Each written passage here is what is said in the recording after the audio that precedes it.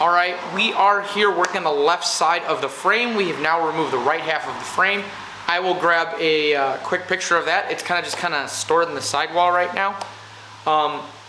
The way we have the left side now all set up and squared away is long rounds are in place. Those are done and completed. Those look good.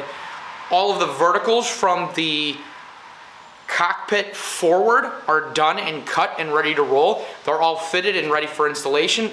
So far it looks like the fit on those is perfect. I've definitely seen some improvements in the quality of my craftsmanship since doing the right side. Pretty happy with how that one turned out, so I'm going to cut away here real quick, take the camera, and I will show you how I set all this stuff up. I'll do a little audio in the background so you can hear that, see the stuff that I've put together, where it's cut, where it's going to be located. Then I'll show you some mixing and some other stuff, and we'll go from there, so stay tuned. As you can see, I started the setup for the left side of the fuselage. That's all in place. The longerons were cut and already put into place and located. Because this is the left side and this does get narrower, you can see right here I have 1/2-inch piece offsets. I'm actually going to cut some plywood pieces to kind of add that so we can keep that offset and up off of the deck.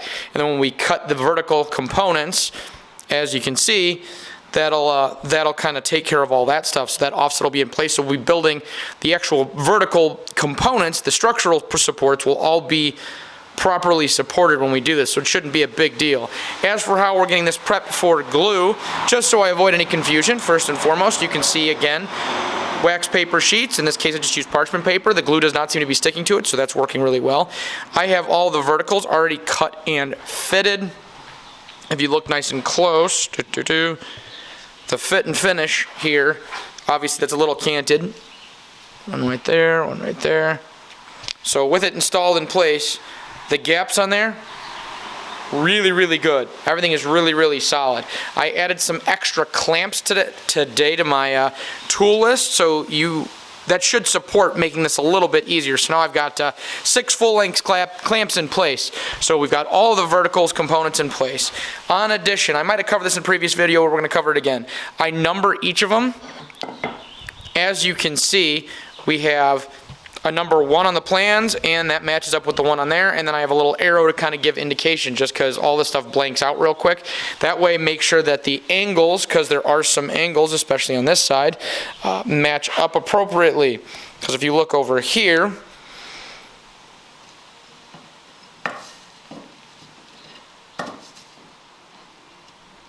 if I try to install it that way, it doesn't work. But when I flip it back,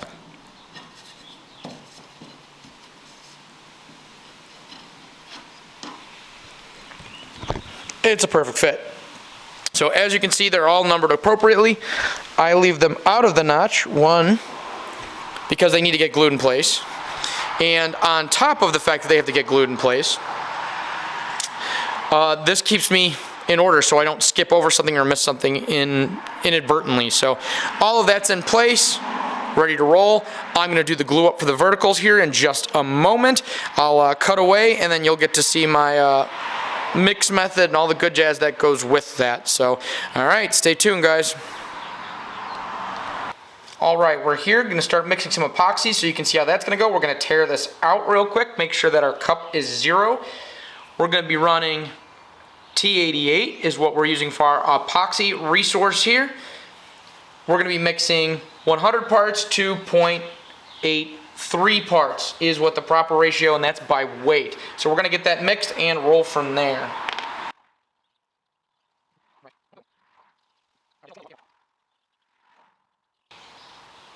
That ought to be pretty much about perfect. Alright, with that done, I'm using regular acid brushes to do the actual mixing and application, so we're going to mix this batch up and we'll be ready to roll. And it has about a 45-minute working time at 70 degrees, and it's about 64, 65 degrees today, so we should be good. So we'll get that mixed up appropriately. As we're mixing it, we're making sure we get it as completely mixed as possible. We want the color to be uniform all the way through, because obviously there's some differences in the color between the two parts and the two components. So we want this, when it's mixed, to be nice and uniform.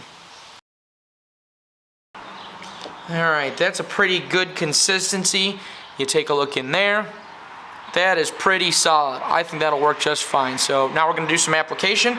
I'll show you some close-ups of the application real quick, and then we'll go from there. So each of the components that we add, we're actually going to add epoxy to both sides of those pieces. So stick around and take a look. Both contact points, here and against the actual component here, both are nice and smooth. I need to apply epoxy to both those components, then we'll place the piece. When we're good with that, we'll place all of them first, then we will throw the clamps into place and call it good. Right now, you're just going to see me do a couple of close-ups of these two joints, and then I'll pull back and you can see the rest of the install process.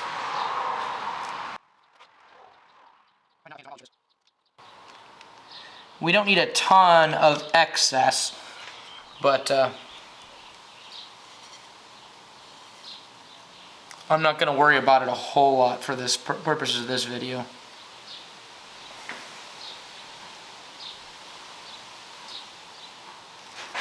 Little extra is easy to take care of. Not enough, that's where the problem starts.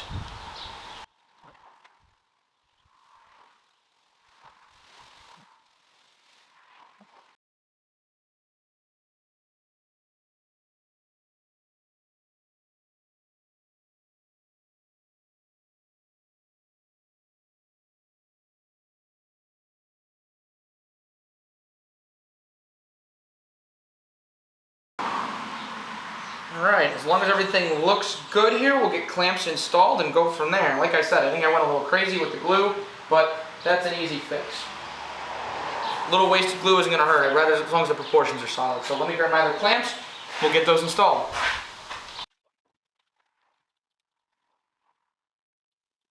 Don't need to use a ton of clamping force because we don't want to squeeze out all of the epoxy, but we want to have enough that everything is getting held in place where it's supposed to go.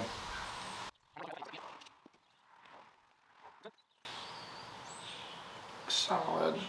I need to be particularly precise with these guys right here, but I'll explain that here shortly.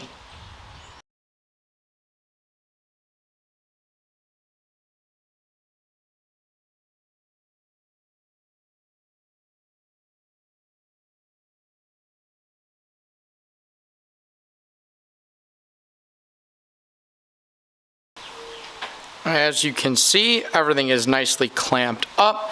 Some areas that I have to pay special attention to. Right here is the entry to the wing spar. Alright, that's where it's going to go into the main fuselage. So if you take a look, you can see the clamp's in the way. There we go. You can see that black line. I need to make sure that it's still slightly visible so we have enough width to install our wing spar when we're at that phase of this particular thing. Same thing with over here. Let's get past the end. That is for the rear wing spar. So now that that's in place and kind of ready to roll, that's going to get supported there. Alright, so those are glued up. I'm going to get off camera here in a moment, double check all those, and then we'll go from there. And I'll give this a couple hours to set up because I have some things I have to work at the store here this afternoon. So as that's the case, you're going to see me. You'll probably see another video which might be part of this one, it might be part of a different one, that's going to show me doing the angle cuts here, because as you can see, those are all ready to roll. And then I've got all of that that's left, but all of those have to be elevated. So there's a piece of plywood there behind the table saw that's going to get cut for the bottom portions, the offsets, so that we can work right on top of them. So I'll get that all worked out, and then hopefully by the end of today, all of the vertical members will be in place, and if they are, we'll be ready to attach to the right side of the fuselage, and they can go from there. So give me 1 second, I'm going to show you one more thing, and we'll go from there. Alright, so this is the completed right half of the fuselage. It is all glued up, set up, pure cured. We have the gaps, like I mentioned previously, that are going to go for our wing spars where they're going to mount up. There's going to be some additional support that gets added on, but I'm not worried about doing that right this second. That's going to be coming here shortly, especially once we get this boxed up and ready to roll. We'll get all that stuff kind of cut and put into place. So as you can see, this project is coming along nicely. Expect the left side to be done in the next week or so, and then we can start worrying about boxing this in, finishing the completion, attaching the two sides, and going from there. So stay tuned. You'll get to see the jigs and all the cool stuff that's going to go with that, and then how this thing's going to get skinned when we're done with that. So definitely keep an eye on what's happening. So this has definitely been a learning process, seeing as I'm doing this from scratch off of plans. Never done anything like this before, so it's just food for thought for newer people that are interested in doing this, if they ever thought they could. I have no background on this, and it's absolutely something that's doable if you take the time and do your research, do your homework, do your reading, talk to people, and kind of go from there. So stay tuned.